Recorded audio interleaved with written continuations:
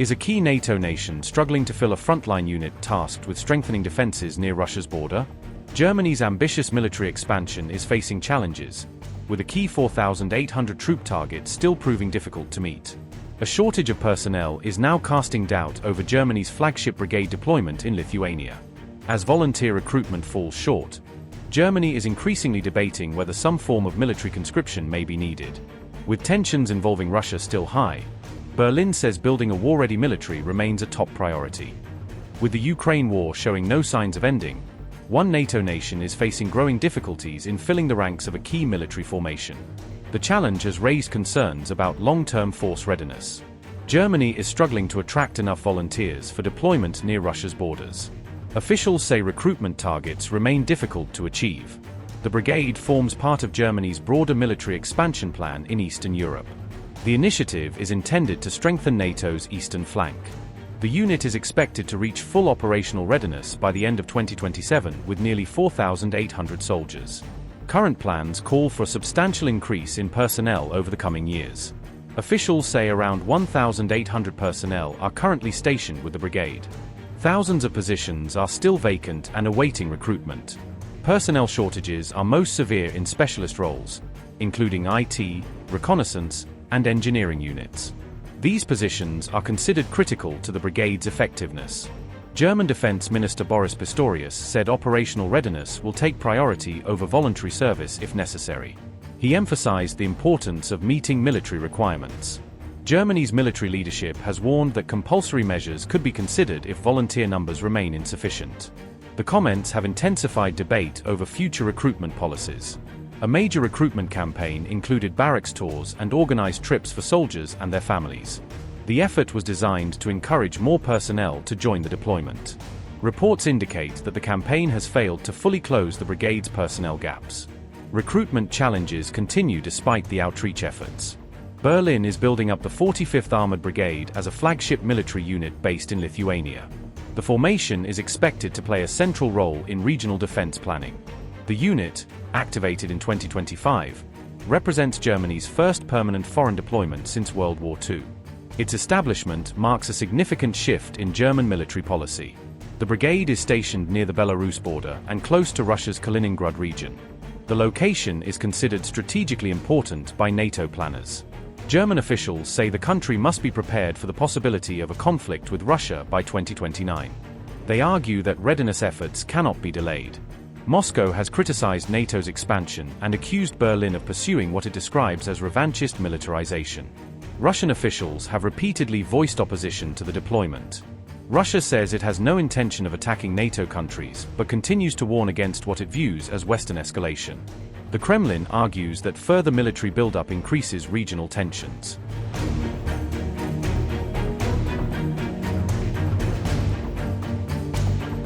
Amid mounting tension between Russia and the West, Russia's foreign minister has weighed in with a stark warning about where the current trajectory could lead, injecting fresh urgency into debates over escalation and long-term European security.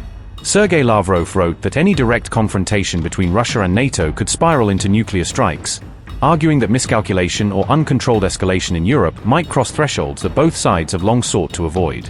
In an article titled Ukraine, Europe and Global Security, published by Politico Europe, Lavrov laid out Moscow's narrative of the conflict, framing Russia as reacting to what he calls Western overreach rather than driving the crisis. Lavrov accused Europe of pursuing geopolitical expansion into Russia's near abroad, specifically naming Ukraine and Moldova as examples of territories being pulled into Western orbit at the expense of Russian security interests. He further claimed that NATO had swallowed Finland and Sweden through its eastward expansion, portraying their accession as another step in a deliberate strategy to encircle Russia with hostile military infrastructure.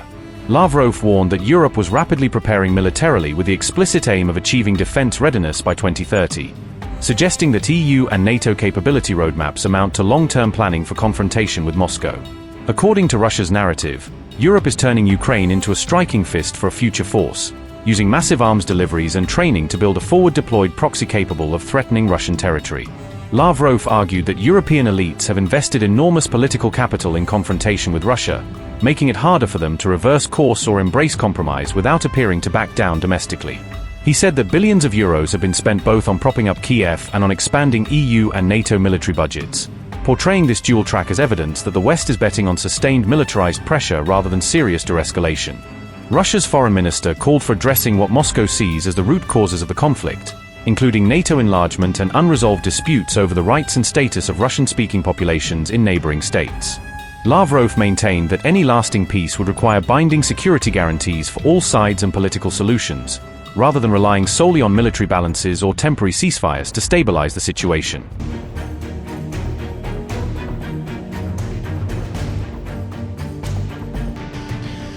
An investigation has exposed how the EU machinery kept feeding Russian missile makers. EU industrial exports continued flowing into Russia despite sanctions. Customs records reviewed by Kyiv Independent and RP Media revealed a sanctions bypass network, documented trade routes evading restrictions. Records showed EU-made industrial machinery reached Russian defense-linked plants via Turkey, used as a third-country transit hub. Those plants produced specialized metal alloys used in missiles, fighter jets, and weapon systems, key inputs for military production. Investigators said the case showed Russia's war industry still depended on Western technology, despite broad export sanctions. The shipments were traced to facilities controlled by a family linked to Russian giant Rostec, a state-powered defense group.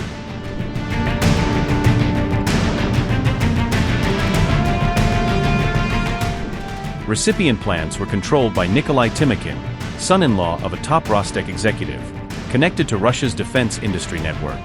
Timokhin's companies supplied metal alloys to more than 40 Russian defense manufacturers, spreading material across the military sector. Ukrainian intelligence said one of the plants produced components used in Russia's Kh-101 cruise missiles, which have been widely employed in long-range strikes against Ukraine.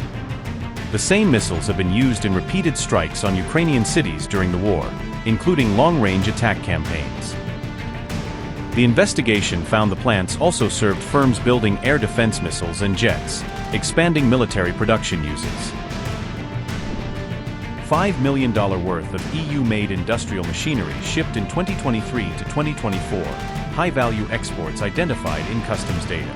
CNC lathes, heat treatment furnaces, hydraulic presses, precision equipment used for advanced manufacturing.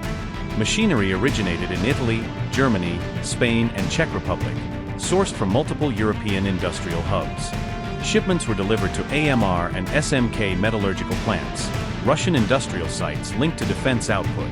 Experts said the machinery represented critical components of modern metal production processes.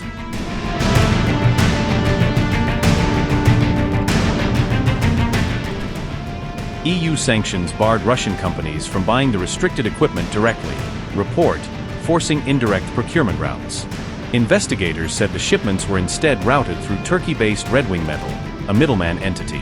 The company was created after Russia's full-scale invasion of Ukraine in 2022, emerging during sanctions expansion.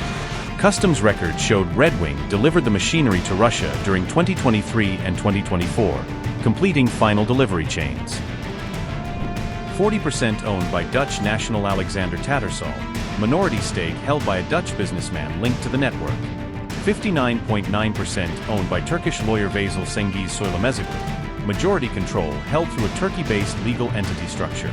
Tattersall previously worked with companies selling AMR products in Western markets, indicating prior involvement in international industrial trade.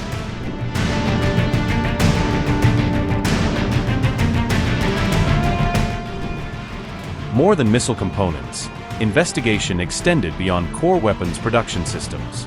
Customs records also showed that EU-manufactured shipbuilding equipment continued reaching Russian recipients despite existing sanctions.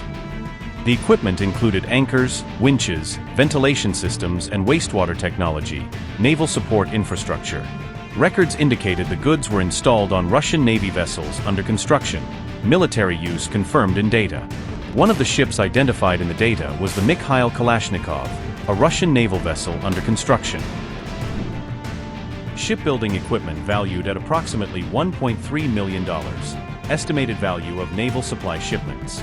Anchors, mooring winches, ventilation fans, core shipbuilding and engineering components. Onboard wastewater treatment systems, marine infrastructure equipment for naval use.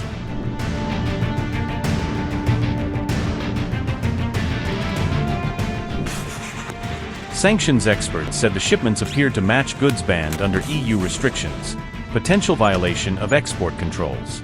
The European Commission said combating third-country sanctions evasion remained a priority, official position on enforcement. Experts said the companies involved could face future sanctions or legal scrutiny, possible regulatory action.